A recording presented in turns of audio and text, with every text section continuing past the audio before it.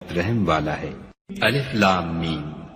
ये किताब कुरान मजीद, इसमें कुछ शक नहीं कि कलाम खुदा है, खुदा से डरने वालों की रहनुमा है, जो गैब पर ईमान लाते और आदाब के साथ नमाज पढ़ते और जो कुछ हमने उनको अता फरमाया है उसमें से खर्च करते हैं।